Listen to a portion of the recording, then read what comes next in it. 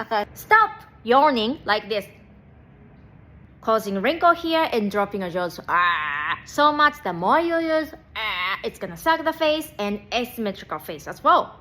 The when you wanna yawn is when it coming, you know it's coming, right? So stop the wrinkle. Could be here or kind of all over. We tend to wrinkle here, so stop it, and then instead of dropping the jaw, like up, to minimize the dropping, because it has to drop, but you can minimize it by smiling like this. Okay, here, and then after this,